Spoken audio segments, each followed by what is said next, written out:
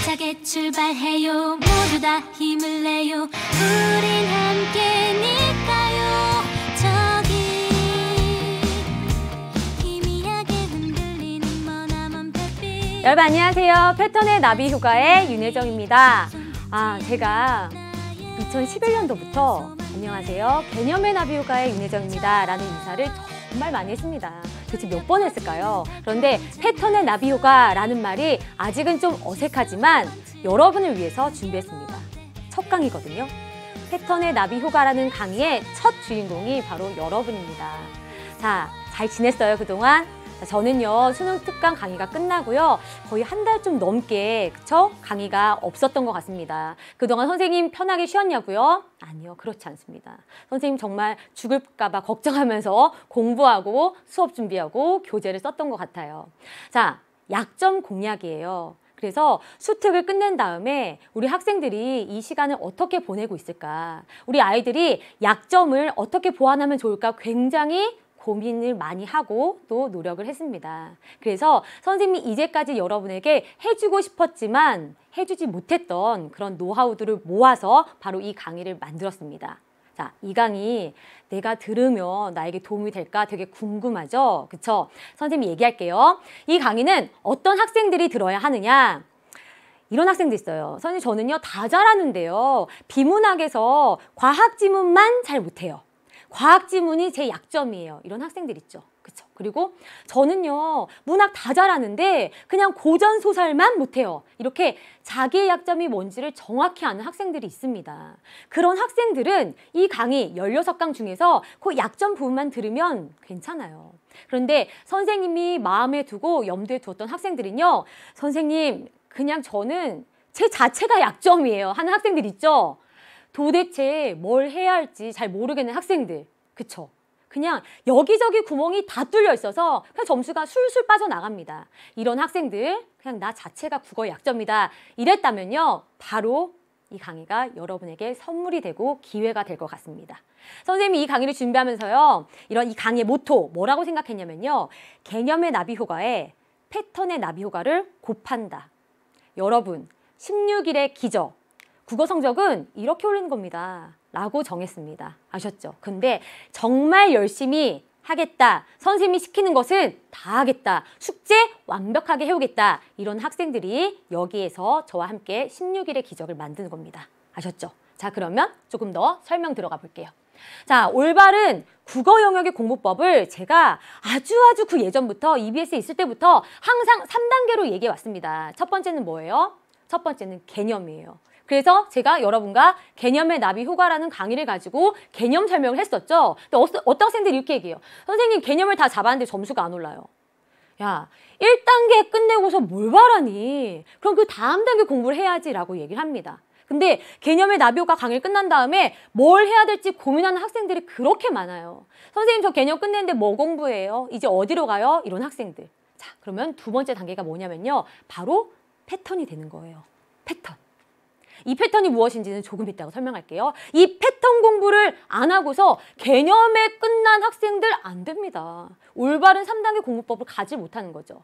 개념 잡고 패턴 잡고 그 다음에 여러분이 해야 되는 것이 바로 실전입니다. 실전이란 것은요, 실전 같은 문제풀이 연습을 여러분이 해야 된다는 거예요. 문제풀이 양을 늘려서 정말 실전 연습을 해야 되는 거죠. 그런데 많은 학생들이 개념 있는 줄도 몰랐어.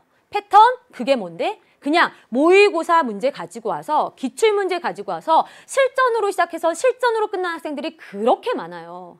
그래서 선생님이 너무 안타까워서 2011년부터 시작했던 것이 개념의 나비 효과였어요. 그런데 개념 공부한 다음에 개념 잡았으니까 성적이 자동으로 오를 줄 알아요. 그리고 개념 공부한 다음에 그냥 실전 연습만 하는 학생들도 있습니다. 중간에 뭐가 빠졌어요? 패턴 연습이 빠졌어요. 자, 그래서 선생님이 이 강의는요, 패턴의 나비 효과. 개념에서 실전으로 가기 전에 그 징검다리 역할을 해줄 패턴을 여러분에게 가르쳐 주려고 합니다. 제가 올해는 수능 특강 문학을 했었잖아요. 그쵸? 사실 문학에서 여러분이 알아야 하는 패턴은요, 제가 수특 문학 강의에서 많이 알려줬습니다. 근데 올해 제가 독서 강의는 없잖아요. 그래서 많은 학생들이 수강 후기에 선생님, 혜정 선생님의 독서 강의는 없나요? 이렇게 질문했었거든요. 바로 그런 독서 강의에 대한 요구를 이 강의에서 여러분이 좀 충족할 수 있을 것 같아요. 자, 그럼 패턴이 무엇이냐? 패턴이란 것은요, 선생님이 이제까지 이런 식으로 얘기했어요. 유형이다. 그쵸? 쉽게 말해서 문제 유형입니다. 여러분 생각해 보세요.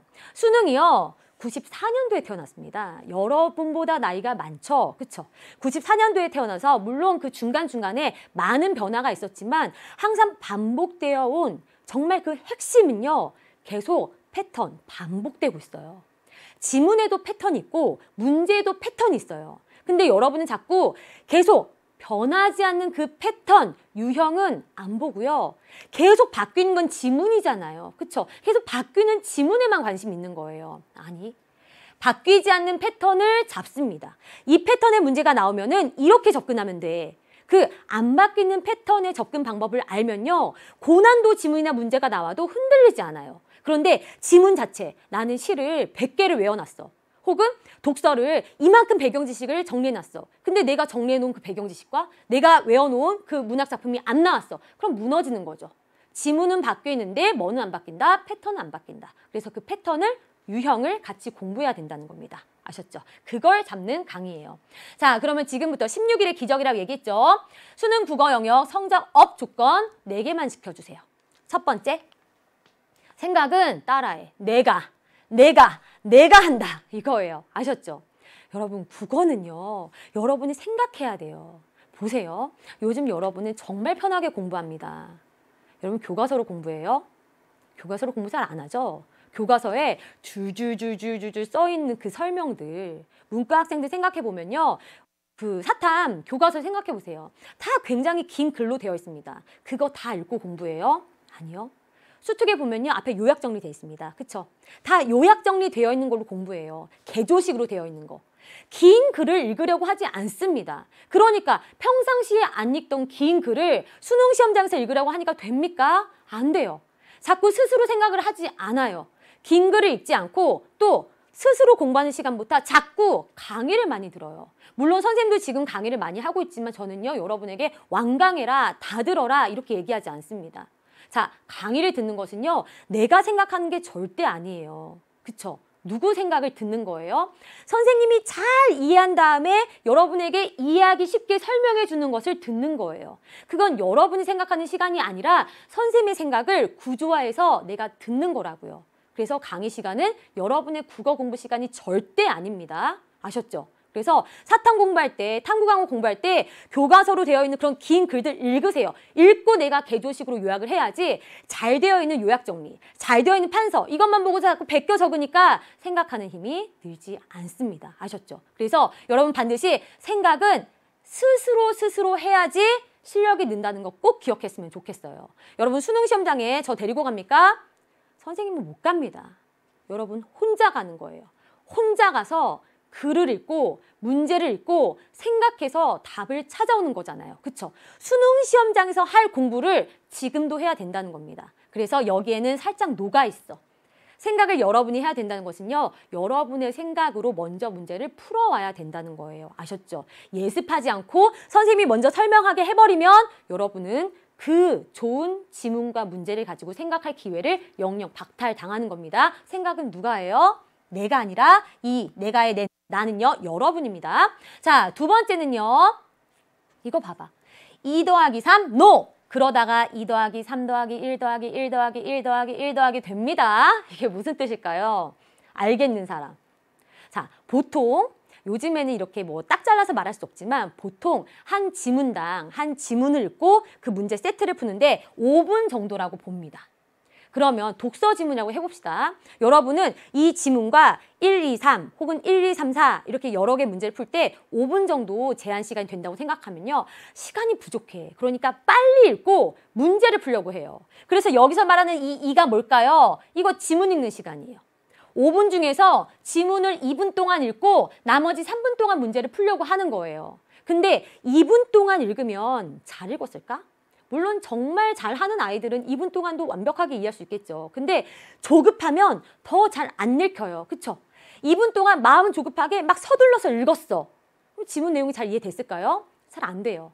그래서 내 계획은 2분 동안 빨리 읽고 3분 동안 문제를 풀려는 거였지만 지문 읽기가 제대로 안 되어 있으니까 기억 안 나. 그치? 기억 안 나. 그러니까 문제를 풀 때 또 다시 왔다 갔다 왔다 갔다 왔다 갔다 하면서 플러스 1, 플러스 1, 플러스 1, 플러스 1 이렇게 되면서 지문 하나당 10분 되고 15분 되고 뒤에 몇 개 못 풀고 이런 상황이 발생하는 겁니다. 그러니까 지금은요. 5 중에서 오히려 지문 읽는 시간을 3이나 4로 잡으세요.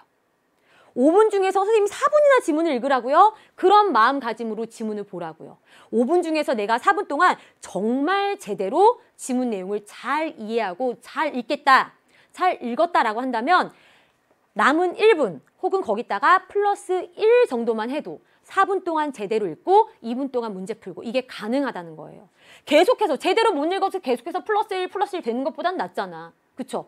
그래서 선생님이 이 항목 갖다가 얘기해주고 싶은 건 뭐냐면요. 여러분 지금은요. 문제 푸는 스킬만 너무 집중해서는 안 됩니다. 지문을 제대로 읽는 연습을 한 그 바탕에서 거기에서 패턴의 접근법을 플러스 추가해 주는 거지 지문 읽기 연습을 안 하고 지문을 자꾸 급하게 대충 읽어버리고 문제풀이 요령만 자꾸 여러분이 배우려고 하면 절대 안 된다는 겁니다. 아셨죠? 자, 지문 읽기 중요하다. 생각은 내가 한다라는 거고요. 세 번째는요. 요령 피우지 않고 읽고 요령 있게 푸세요. 선생님 이게 뭡니까? 역설입니까? 아니에요. 뭐냐면요. 지문은 요령 피우지 말고 정석대로 출제 요소를 짚으면서 읽는 연습을 해야 됩니다. 아셨죠? 그리고 요령 있게 푼다는 것은요. 선생님이 지금부터 16시간 동안 패턴의 접근법을 알려줄 거잖아요.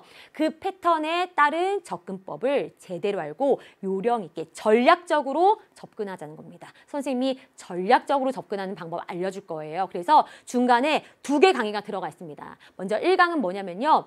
독서 지문에서 시간을 확 단축하는 방법. 그 다음에 저 뒤에 가면요. 문학 지문에서 시간을 확 단축하는 방법. 그쵸? 근데 이거가 돼야지 요령 있게 푸는 것이 가능하다는 거 기억하면 좋겠다는 거고요. 자, 네 번째는요. 적용과 복습 시간에 여러분 성장이 이루어지는 겁니다. 아셨죠? 강의 듣는 시간에 성장이 이루어진다고요? 천만의 말씀이요. 자, 강의 듣는 거는요. 제 공부예요. 여러분이 손흥민 선수의 축구 경기를 100시간 동안 앉아서 집중해서 본다고 해보세요. 100시간 동안 본 다음에 그 다음에 내가 딱 나가면요. 정말 그 선수처럼 축구가 될까요? 아니요. 봤으면 적용을 해야죠. 그쵸? 그래서 선생님이랑 16시간 동안 공부를 하고 우리 교재에 각 강의 끝에 숙제가 나가요. 그 숙제는 선생님이 강의 시간에는 못 해줘요. 못합니다. 50분 동안 그것까지 어떻게 다 합니까? 그건 여러분이 하는 거예요. 배운 것을 바로 가서 적용하고 배운 것을 적용하면서 복습하는 거예요. 그 숙제하는 시간에 성장하는 겁니다. 강의 듣는 50분은요. 여러분의 공부 계획에서 빼세요. 50분은 여러분의 공부 시간이 아니에요. 강의 끝난 다음에 복습 연습하는 시간에 그 시간에 여러분의 성장이 이루어지는 것이고 그게 바로 내 공부다. 이런 생각을 가진 4가지 약속을 지킬 수 있는 학생들만 데리고 가겠습니다. 아셨죠? 자, 이렇게 선생님이 준비한 패턴의 나비 효과인데요. 할 수 있겠어요? 선생님도 정말 힘들지만 여러분이랑 진짜 제대로 해보고 싶어요. 지금의 16시간을 가지고 여러분이 얼만큼 성장할 수 있는지 보고 싶습니다. 자, 그래서 선생님이 예전에 몇 년 전에 다른 학생들에게 여러분의 선배들에게 강의 중에 보여준 적이 있는 편지를 한 통 가지고 왔습니다. 여러분의 선배가 공부하고 또 수능을 보고 수강 후기 게시판에 올려줬던 글이에요. 이 글을 읽으면서 나도 저럴 수 있을까? 나도 저 기분을 느껴볼 수 있을까? 라고 생각해봤으면 좋겠습니다. 자, 저는 여러분도 충분히 가능하다고 생각합니다. 자, 어떤 편지의 내용인지 읽고 선생님과의 약속을 지킬 준비가 됐다면요. 저와 1강에서 만나도록 하겠습니다. 그러면 편지 한번 읽어볼까요?